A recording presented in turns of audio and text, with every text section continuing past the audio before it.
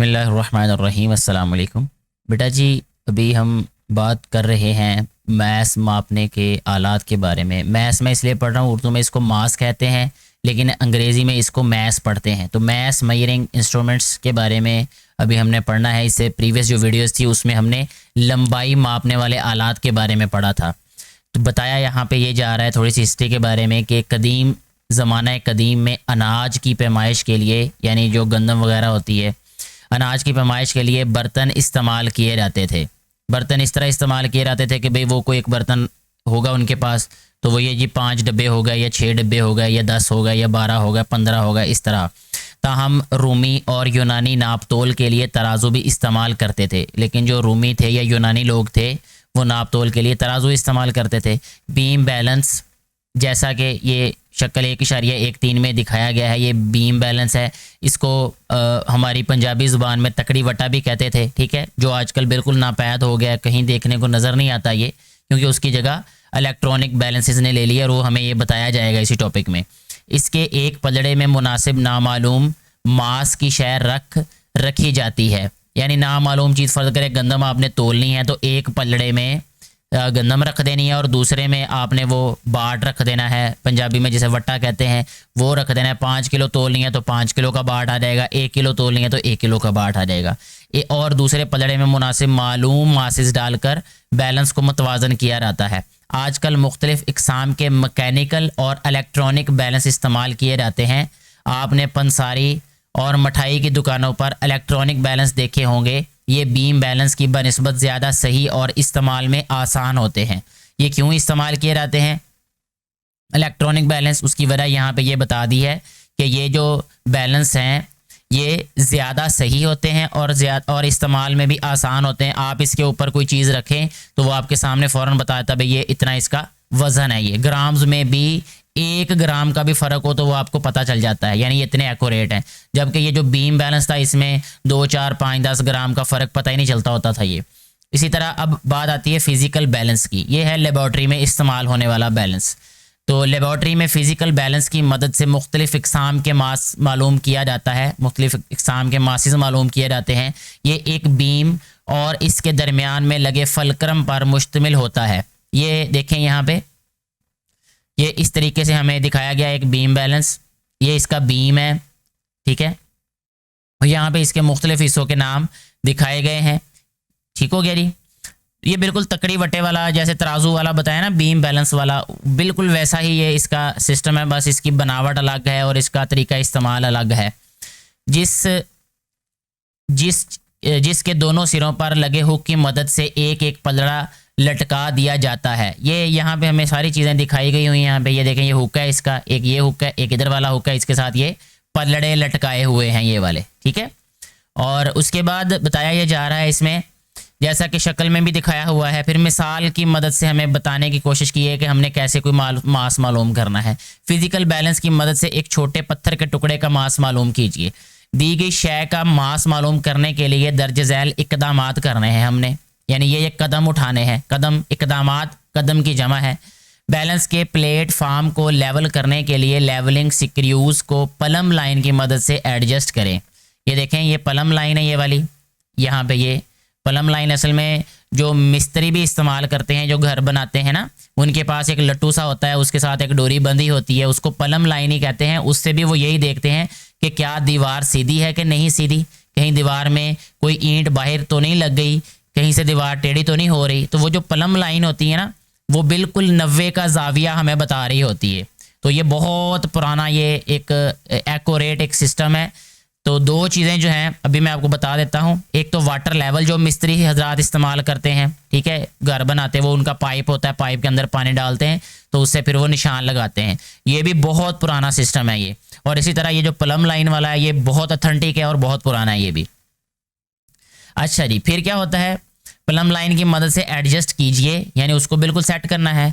Arresting knob को clockwise सिमत में घुमाकर बीम को आहिस्ता से बुलंद कीजिए। बीम के किनारों पर मौजूद मुतवाजन करने वाले स्क्रूज की मदद से सुई को 0 पर लाएं। अभी तक सिर्फ ये इसको सेट किया जा रहा है कि वो बिल्कुल एक्यूरेट है, यानी सुई जो है मुतवाजन है या नहीं है, यानी बिल्कुल जीरो पे है कि नहीं है।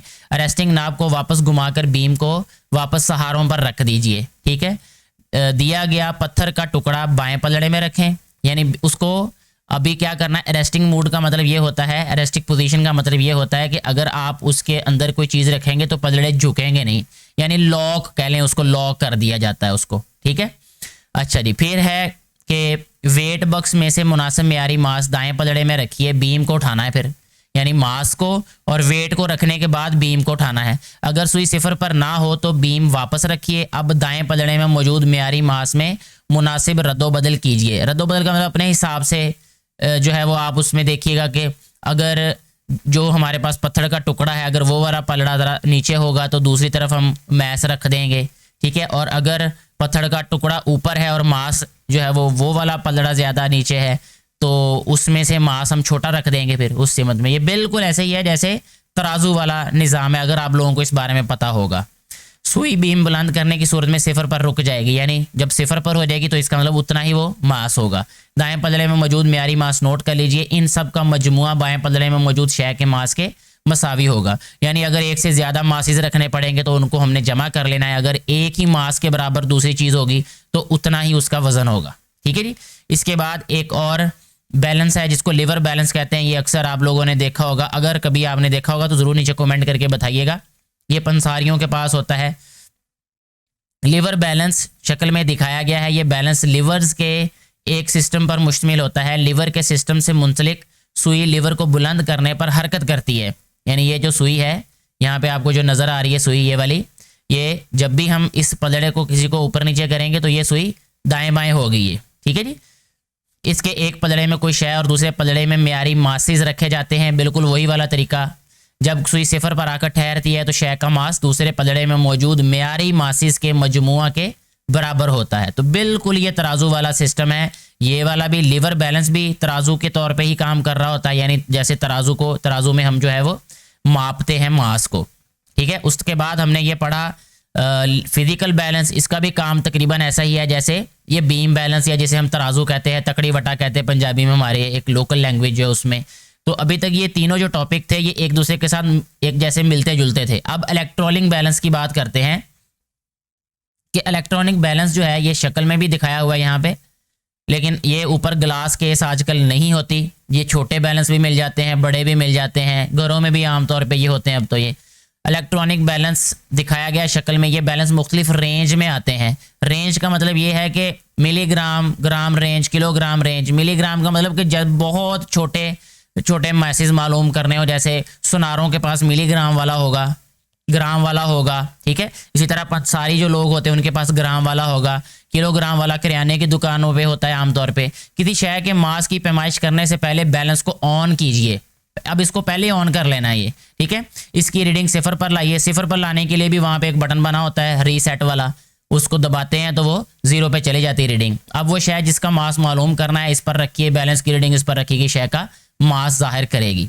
ये बिल्कुल ऐसे ही है जैसे मैंने आपको वर्नियर कैलिपर्स वाले टॉपिक में बताया था कि अब जो रिसेंटली वर्नियर कैलिपर्स आमतौर पे इस्तेमाल होते हैं वो डिजिटल होते हैं कि हमने किसी शय का अगर डायामीटर मालूम करना है तो उसको उसके अंदर रखेंगे तो स्क्रीन पे हमें उसका डायामीटर नज़र आ जाएगा। ठीक है, अब वो जो मैकेनिकल जो तरीका है ना वो पुराना हो गया, वो इस्तेमाल नहीं होता। लेकिन बहुत सारे लोगों के पास मैंने अभी भी देखा है, जैसे खरादिये होते हैं, ये जो लोहे वगैरह का काम करते हैं ना, खरादिया उसको कहते हैं, तो उनके पास मैंने देखा ये बड़ा आम है, लेकिन उनके पास वो पुराने मैंने ज़्यादा देखे हैं। इंतहाई दुरुस्त बैलेंस कौन सा है? The most accurate balance. अभी तक जितने बैलेंसेस के बारे में हमने पढ़ा, जैसा कि फिजिकल बैलेंस के बारे में पढ़ा, बीम बैलेंस के बारे में पढ़ा और तीसरे नंबर पे इलेक्ट्रॉनिक बैलेंस के बारे में पढ़ा, इनमें सबसे ज़्यादा एक्यूरेट कौन सा होगा, यानी सबसे ज़्यादा बेहतर पैमाइश किस बैलेंस की होगी, वो अब हमें बताया जा रहा है। ये मुख्तलिफ बैलेंसेस से 1 रुपए के सिक्के का मास मालूम किया गया, जैसा कि नीचे दिया गया है। अब बीम बैलेंस, जिसे हम तकड़ी वट्टा भी कह लेते हैं, मतलब मुझे ये बात इसलिए तकड़ी वट्टा बार बार लग रही है क्योंकि मेरी लोकल लैंग्वेज में ये तकड़ी वट्टा कहलाता है और तराजू कहलाता है। ठीक है, और साइंसी ज़ुबान में इसको बीम बैलेंस कहते हैं। तो 3.2 ग्राम सिक्के का मास आया बीम बैलेंस से। अब मैं आपको एक शॉर्टकट इसका बता देता हूं कि इशारिया के बाद जितने हिस्से ज़्यादा होंगे उतनी ज़्यादा वैल्यू एक्यूरेट होगी हमारे पास। ठीक है, एक शॉर्टकट कह लें, आपको एक टिप कह लें, बता देता हूं। तो हमने इशारिया के बाद देखना है कि किस बैलेंस से हमारे पास ज़्यादा वैल्यूज़ आ रही हैं। तो इसमें इशारिया के बाद एक हिस्से तक हमारे पास कीमत आई। तो एक हसास बीम बैलेंस में 0.1 ग्राम या 100 मिलीग्राम तक की तब्दीली जाहिर करने की अहलियत होती है। ठीक है, यानी 1 ग्राम की तब्दीली ये इसको डिटेक्ट करेगा या मालूम करेगा, उससे काम नहीं करेगा। ठीक है जी।